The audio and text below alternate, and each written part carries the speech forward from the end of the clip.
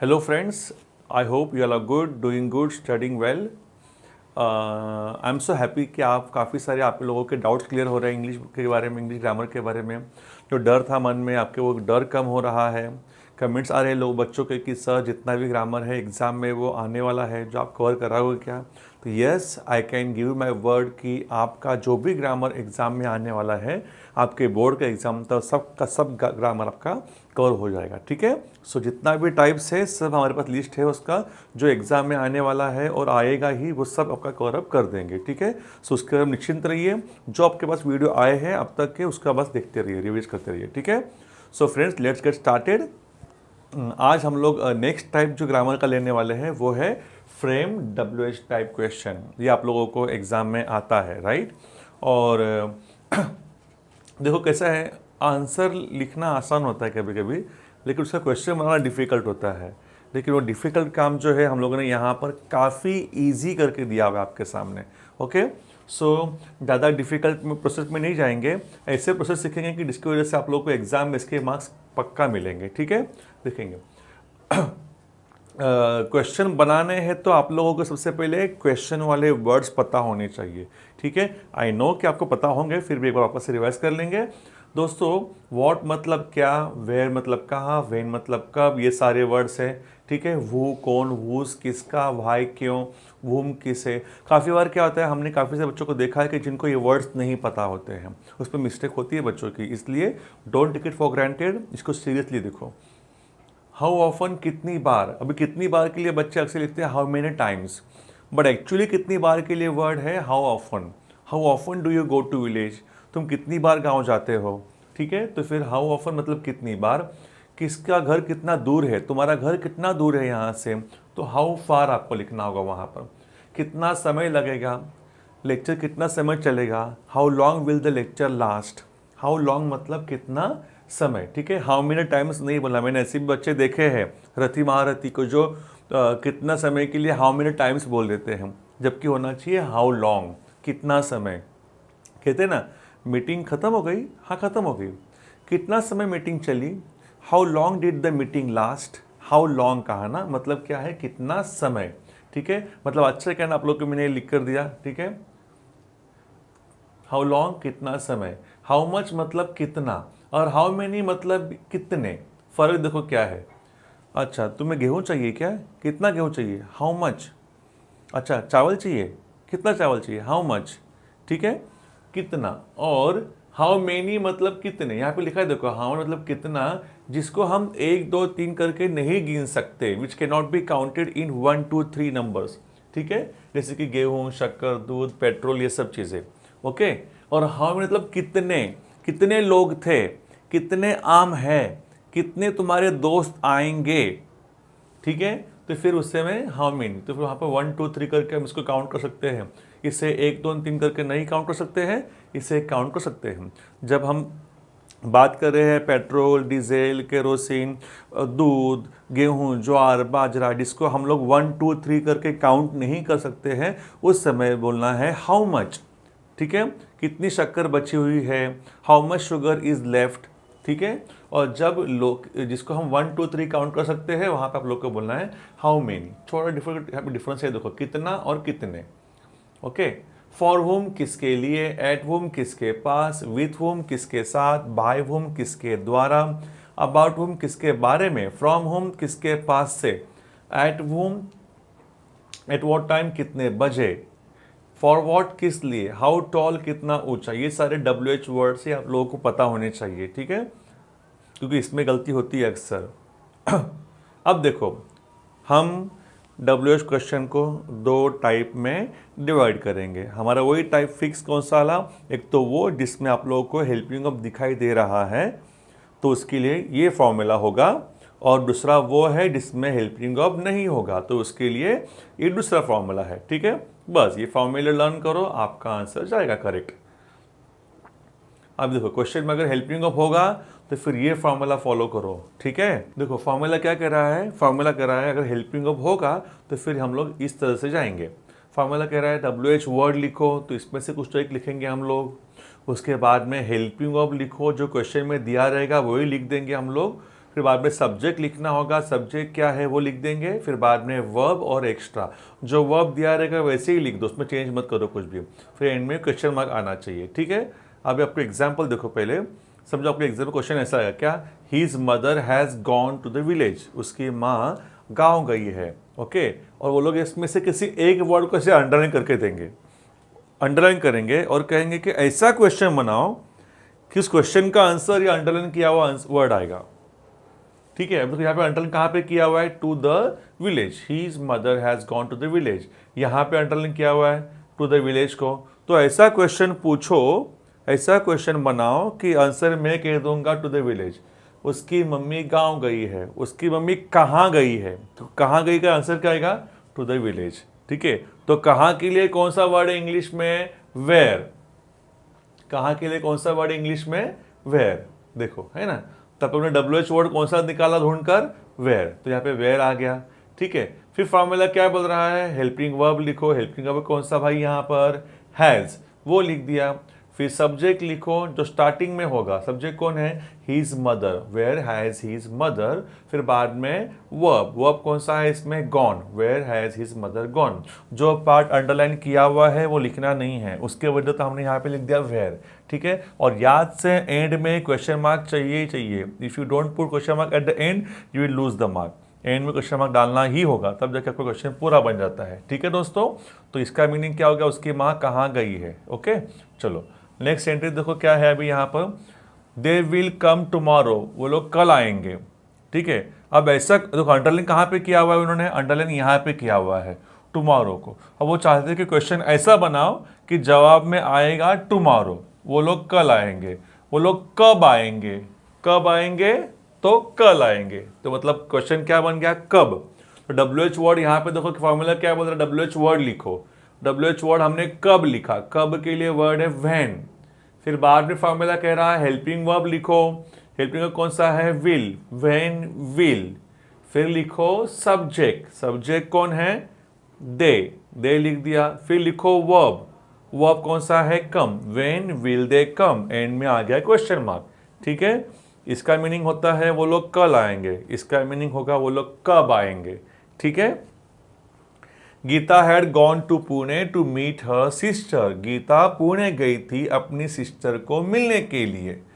अब ये सेंटेंस है, उन्होंने कहा अंडरलाइन किया हुआ यहाँ पर, टू मीट हर सिस्टर, उसकी बहन को मिलने के लिए। अब क्वेश्चन बनाओ जिसमें आंसर होगा उसकी बहन को मिलने के लिए। गीता जो है वो पुणे गई है उसकी बहन को मिलने के लिए। क्वेश्चन बनेगा गीता पुणे क्यों गई है, गीता पुणे क्यों गई है, उसकी बहन को मिलने के लिए। मतलब क्वेश्चन ऐसा बनाना है हम लोग का, हमेशा याद रखो कि अंडरलाइन किया हुआ जो पार्ट है ना वो आंसर बनना चाहिए, तब जाकर क्वेश्चन सही रहेगा। अगर आप ऐसे बोलोगे कि गीता पुणे कब गई है तो आंसर नहीं आ रहा है ना। गीता पुणे कैसे गई है, आंसर नहीं आ रहा है। लेकिन गीता पुणे कब क्यों गई है तो यहां पर आ रहा है टू मीट हर सिस्टर, उसकी बहन से मिलने के लिए। मतलब क्यों, WH वर्ड आपको पता चल गया कौन सा यूज करना है, WH वर्ड यहां पर यूज करना है क्यों, क्यों के लिए वर्ड है वाई। फिर फॉर्मूला क्या बोल रहा है याद करो, हेल्पिंग ऑफ लिखना है, हेल्पिंग ऑफ कौन सा यहां पर, हैड। फिर लिखना है सब्जेक्ट, सब्जेक्ट कौन है, गीता, ठीक है। फिर लिखना है वर्ब, वर्ब कौन सा है, gone, why had Geeta gone. फिर बाद में एक्स्ट्रा, एक्स्ट्रा क्या लिखा है, to Pune, to Pune, end में क्वेश्चन मार्क, ठीक है। Why had Geeta gone to Pune, ये बन गया आपका क्वेश्चन, ओके। क्वेश्चन मार्क डालना मत भूलो एंड में बच्चों। अब आगे देखो, हाँ, Vishal should use a gel pen tomorrow, Vishal को कल जेल पेन यूज करना चाहिए, ठीक है। विशाल की एग्जाम है तो विशाल को कल एक जेल पेन यूज करना चाहिए।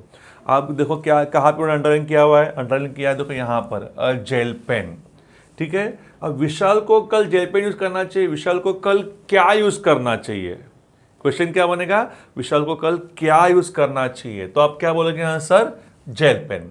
मतलब क्या, WH वर्ड कौन सा आ गया इसमें, क्या।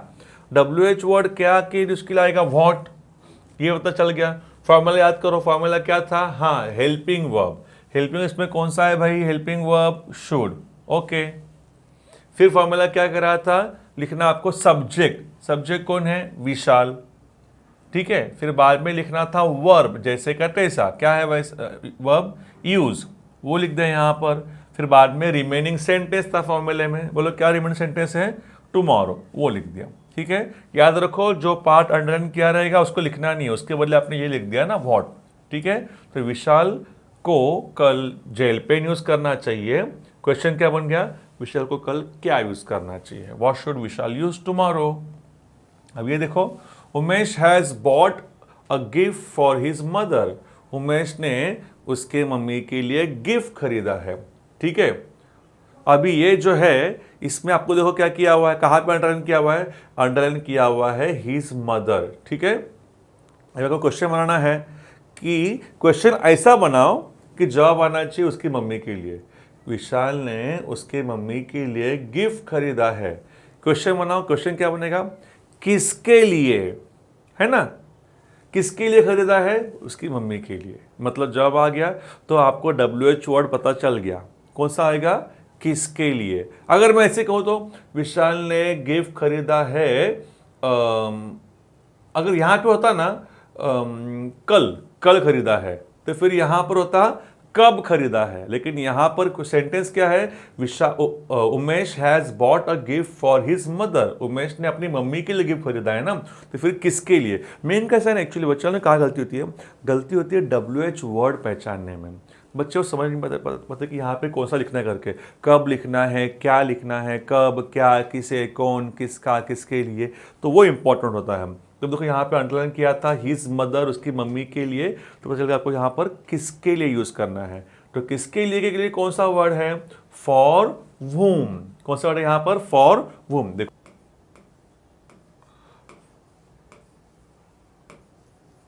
फॉर वूम लिख दिया, WH वर्ड कौन सा आ गया, फॉर वूम।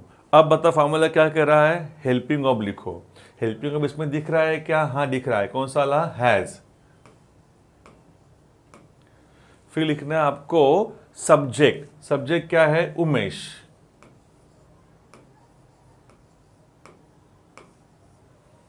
फिर लिखना है हम लोग को मेन वर्ब, मेन वर्ब कौन सा है, बॉट।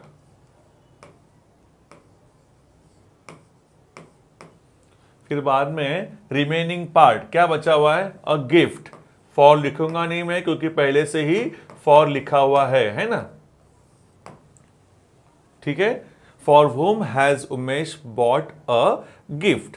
अगर आपको लगता है कि फॉर सर में एंड में लिखो चलेगा क्या, फिर यहां पे लिखो वू, फिर वो आएगा यहां पर, who has Umesh bought a gift for. फिर भी मीनिंग सेम हो जाएगा, मीनिंग क्या, कि उमेश ने गिफ्ट किसके लिए खरीदा है। ओके, और एंड में क्वेश्चन मार्क यहां पर आया है। हाँ, अब ये देखो, the meeting will last for 2 hours, meeting 2 घंटे चलेगी। गौर से देखो सेंटेंस, यहाँ पे देखो कहाँ पे अंडरलाइन किया हुआ है, 2 घंटे के लिए। ओके, मीटिंग 2 घंटे चलेगी, the meeting will last for 2 hours, 2 घंटे के लिए चलेगी। आपको बोलना है क्वेश्चन में, मालूम क्या बनेगा आपका, बोलो बोलो क्या बनेगा, क्वेश्चन बनेगा मीटिंग कितना समय चलेगी, है ना। मीटिंग कितना समय चलेगी, आंसर क्या आएगा, फॉर 2 आवर्स, 2 घंटे के लिए। अब दोस्तों कितना समय के लिए हमने को लिखा था ऊपर, देखो क्या लिखा था, WH वर्ड क्या था, देखो कितना समय के लिए, कितना समय के लिए वर्ड था हाउ लॉन्ग, है ना। फिर आपको WH वर्ड मालूम पड़ गया क्या, how long, how many times मत कहना, हाउ लॉन्ग, हाउ लॉन्ग, आपने WH वर्ड यहां पे लिख दिया, हाउ लॉन्ग। अब लिखना है आपको हेल्पिंग वर्ब, हेल्पिंग इस पे कौन सा दिया हुआ है भाई, विल। ओके, फिर बाद में सब्जेक्ट लिखो, सब्जेक्ट कौन है यहां पर, the meeting, how long will the meeting. फिर बाद में लिखना है आपको वर्ब, वर्ब कौन सा इसमें, लास्ट। लास्ट मतलब वो वाला लास्ट नहीं है, ये ऑर्डिनल वाला लास्ट नहीं है, फर्स्ट सेकंड थर्ड वो वाला लास्ट नहीं है, ये लास्ट का मतलब क्या है, कुछ समय तक चलना। ठीक है, उसे कहते हैं ये वो वाला लास्ट है, तो फिर से लास्ट, एंड में क्वेश्चन मार्क। ओके, चलो, how long will the meeting last, meeting कितना समय चलेगी, फॉर्मूला फॉलो करो, उस हिसाब से सेंटेंस बनाओ उस हिसाब से। ठीक है, चलो आगे जाएंगे। इजी था ना ये, इजी था, क्योंकि इसमें क्या था, हेल्पिंग वर्ब था, तो आप लोगों का काम आसान हो गया था। लेकिन अभी जब सेंटेंस में हेल्पिंग वर्ब नहीं होगा तो क्या करेंगे, रोएंगे? नहीं। देखो दोस्तों, जब सेंटेंस में हेल्पिंग वर्ब नहीं होगा ना तो चिंता की कोई बात नहीं है, आपको वहां पर हेल्पिंग वर्ब लिखने पड़ेंगे, डू डज डिड। ओके, ये लिख दो हेल्पिंग वर्ब्स, जैसे कि WH वर्ड लिखेंगे, फिर डू डज डिड लिखेंगे, फिर सब्जेक्ट, और याद रखो उससे आपको वर्ब का फर्स्ट फॉर्म लिखना है। आपको वहां पर क्या लिखना है, वर्ब का फर्स्ट फॉर्म। देखो यहां पर क्या था, आपने हेल्पिंग वर्ब लिख दिया था और वर्ब वैसे के वैसे ही लिख दिया था। लेकिन अभी यहां पर क्या करना है आप लोगों को, डू डज डिड जब मानते हो ना आप लोग, तब आपको यहां पर वर्ब का फर्स्ट फॉर्म मतलब बेस फॉर्म, रूट फॉर्म लिखना पड़ेगा आपको, ये याद रखो, ठीक है। दुनिया में ऐसे कोई भी सेंटेंस नहीं है कि जिसमें डू डज डिड लिखा हुआ है हेल्पिंग वर्ब और आगे मेन वर्ब का फर्स्ट फॉर्म नहीं है। ये याद रखो कभी भी, do does did, don't doesn't didn't, इस समय सेंटेंस में वर्ब का फर्स्ट फॉर्म ही आएगा। ओके, क्या कहा मैंने, do does did, don't doesn't didn't, इस समय सेंटेंस में क्या आएगा, वर्ब का फर्स्ट फॉर्म, ठीक है। I do not know, he does not know, she did not know, हमेशा वर्ब का फर्स्ट फॉर्म आ रहा है, देखो, ठीक है। कभी वैसे बोलना, I did not knew, she did not took, नहीं, शी डिड नॉट लिखा हुआ है ना तो वर्ब का फर्स्ट फॉर्म टेक आएगा, ठीक है, याद रखो इस बात को। जब भी आप डू डज लिखोगे ना यहाँ पर, वर्ब का फर्स्ट फॉर्म लिखेंगे आप यहाँ पर, तो आपके मन में सवाल आएगा कि सर डू कब आएगा, डज कब आएगा, डिड कब आएगा, तो देखो यहाँ पे लिखा हुआ है मैंने, डू कब लिखेंगे आप, जब मेन वर्ब का फर्स्ट फॉर्म होगा, फर्स्ट फॉर्म को हो, बेस फॉर्म को हो, मतलब तो एक ही है, फर्स्ट फॉर्म बोलो, बेस फॉर्म कहो, रूट फॉर्म भी बोलेंगे फिर भी चलेगा, ठीक है। तब आप डू लिखेंगे। जब मेन वर्ब में फिफ्थ एस लगा रहेगा ना, एस या ईएस मतलब पांचवा फॉर्म, तो आप डज लिखेंगे। और जब मेन वर्ब सेकंड फॉर्म में होगा ना, पास्ट टेंस में, तो उस समय आप लोग लिखेंगे did. Okay, clear, is that clear so far? याद रखो इस रूल को। और सिर्फ इसके लिए रूल नहीं है, ये पूरे इंग्लिश के लिए रूल है, ये डू डज डिड का यही रूल है।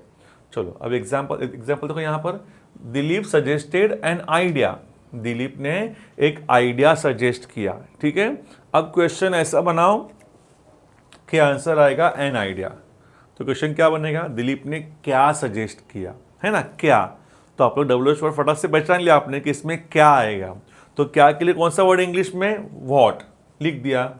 फिर फॉर्मूला क्या बोल रहा है, डू डज डिड में से कुछ तो एक लिखो। हेल्पिंग अब तो इसमें दिख नहीं रहा है मुझे, तो फिर मैं लिखूंगा डू डज डिड। तो क्या लिखूं मैं, डू की, डज की, डिड, यहाँ पे देखो डिड लिखा हुआ है, पता है क्यों, क्योंकि मेन वर्ब जो है सेकंड फॉर्म में है। देखो यहाँ पे ईडी लगा है ना, मतलब ये ईडी मतलब सेकंड फॉर्म पास्ट टेंस, तो इसके लिए यहाँ पर डिड आ गया। फिर फॉर्मूला क्या बोल रहा है, सब्जेक्ट लिखो, ओके, दिलीप। फिर बाद में वर्ब का फर्स्ट फॉर्म चाहिए, बेस फॉर्म, रूट फॉर्म, तो इसका रूट फॉर्म क्या आएगा, सजेस्ट, एंड में क्वेश्चन मार्क, ठीक है। तो what did Dilip suggest, Dilip ने क्या सजेस्ट किया, एन आइडिया, ये हमारा आंसर बन गया, ठीक है। ऐसा वो लोग क्वेश्चन देंगे आप लोगों को, उसमें आपको अंडरलाइन करके देंगे पहले से ही, और कहेंगे कि ऐसा क्वेश्चन बनाओ कि अंडरलाइन किया हुआ पार्ट जो है वो आंसर बनेगा। Okay, we live in Mumbai, हम लोग मुंबई में रहते हैं। अब दोस्तों यहाँ पर देखो क्या किया उन्होंने, इन मुंबई को अंडरलाइन किया हुआ है। क्वेश्चन बनाओ, आंसर आना चाहिए इन मुंबई, बनाओ question, we live in Mumbai, हम लोग कहाँ रहते हैं, है ना, हम लोग कहाँ रहते हैं, आंसर क्या बन गया, मुंबई में। तो फिर कहाँ के लिए कौन सा वर्ड है, WH वर्ड कौन सा है, वेयर, वेयर लिख दिया। उसके बाद में फॉर्मूला क्या बोल रहा है, डू डज डिड में से कुछ तो एक यूज करो। फिर देखो क्या यूज करो, डू की, डज की, डिड, लिव तो फर्स्ट फॉर्म है, रूट फॉर्म है, तो फिर यहाँ पर क्या आएगा, डू, ठीक है, डू आएगा। उसके बाद में सब्जेक्ट लिखो, सब्जेक्ट, उसके बाद में वर्ब का फर्स्ट फॉर्म चाहिए, तो देखो यहाँ पे लीव आ गया, एंड में क्वेश्चन मार्क। ओके, चलो थोड़ा एग्जांपल देखो क्या लिखा है, Kapil Dev plays like a tiger, Kapil Dev tiger की तरह खेलता है, शेर की तरह खेलता है। ओके, अंडरलाइन देखो कहाँ पे क्या underline, like a tiger, tiger की तरह। कपिल देव शेर की तरह खेलता है, क्वेश्चन बनाओ, मैं बोलूँगा शेर की तरह। कपिल देव कैसा खेलता है, तो जवाब क्या आ गया, शेर की तरह, कैसा, है ना। तो कैसा के लिए कौन सा वर्ड इंग्लिश में, हाउ। ओके, WH वर्ड लिखना था, मैंने लिख दिया हाउ। फिर उनका सेकंड क्वेश्चन क्या था, डू डज डीड में से कुछ तो एक लिखो। फॉर्मूला क्या बोल रहा है, डू डज डीड में से कुछ तो एक लिखो। तो क्या लिखो मैं, डू की, डज की, डीड। तो देखो मेन वर्ब में एस लगा हुआ है ना, जब मेन वर्ब में एस लगता है फिफ्थ फॉर्म तो डज लिखेंगे, तो डज आ गया। फिर फॉर्मूला क्या बोल रहा है, सब्जेक्ट लिखो, सब्जेक्ट कौन है, कपिल देव, कपिल देव। फिर बाद में वर्ब का फर्स्ट फॉर्म लिखना है, बेस फॉर्म, तो क्या आएगा, प्ले। प्लेस का फर्स्ट फॉर्म क्या आएगा, play. How does Kapil Dev play, Kapil Dev कैसा खेलता है। ठीक है, ये भी देखो वैसी एग्जाम्पल्स है। Umesh bought a sari for his mother, Umesh ने अपनी मम्मी के लिए साड़ी खरीदा। अब क्वेश्चन बोलो, मैं बोलूंगा साड़ी। उमेश ने मम्मी के लिए क्या खरीदा, जवाब क्या आ गया, साड़ी। ओके, क्या, डब्ल्यू में कौन सा आएगा, वॉट। फिर बाद में लिखो हेल्पिंग वर्ब, जो इसमें दिखाई नहीं दे रहा है, तो लिखेंगे हम लोग डू डज डीड।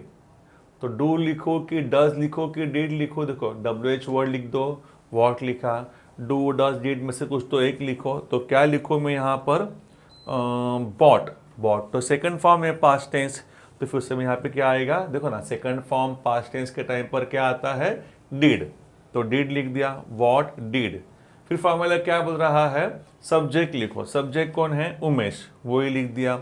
फिर फॉर्मूला क्या बोल रहा है, वर्ब का फर्स्ट फॉर्म लिखो। अब इसका बॉट का फर्स्ट फॉर्म क्या है, बाय, पता है ना, ये ऐसा होता है, बाय बॉट बॉट, है ना। तो फिर ये बाय लिख दिया। फिर बाद में रिमेनिंग पार्ट लिखो, एक्स्ट्रा क्या बचा हुआ अभी, for his mother, for his mother, end में क्वेश्चन मार्क। ठीक है, जो पार्ट अंडरलाइन किया हुआ है वो मैंने नहीं लिखा हुआ है। ठीक है, Rahul broke the silence, Rahul ने चुप्पी तोड़ी। ठीक है, अब इसमें देखो क्या लिखा हुआ है, राहुल ब्रोक द साइलेंस। इसमें देखो कहाँ पर अंडरलाइन किया हुआ है, राहुल को। ओके, अब देखो राहुल को अंडरलाइन किया हुआ है, तो फिर आपको क्वेश्चन कैसे बनेगा आपका, किसने चुप्पी तोड़ी, किसने चुप्पी तोड़ी, राहुल ने, है ना।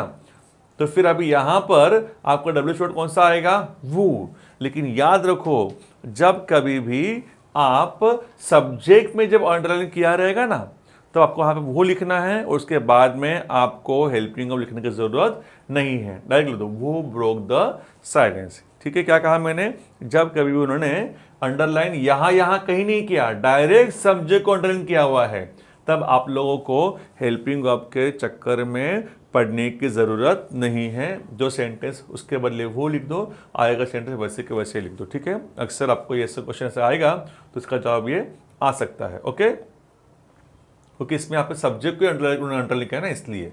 अब ये देखो क्या है, Mukesh brought the idol, Mukesh ने क्या लाया, आइडल लाया, मूर्ति लाया। ठीक है, अभी देखो किसको अंडरलाइन किया हुआ है, सब्जेक्ट को, उसके बाद वहाँ पे वो लिख दिया, फिर बाद में सेंटेंस वैसे कैसे कॉपी कर दिया, ब्रॉड द आइडल, एंड में क्वेश्चन मार्क। ठीक है, सो याद रखो कि आप लोगों को अगर इसमें अगर कंप्लीट आउट ऑफ मार्क्स चाहिए, बोर्ड में पूछते हो लोग, तो याद रखो इसके लिए आप लोगों को रूल्स मेमोराइज करने पड़ेंगे।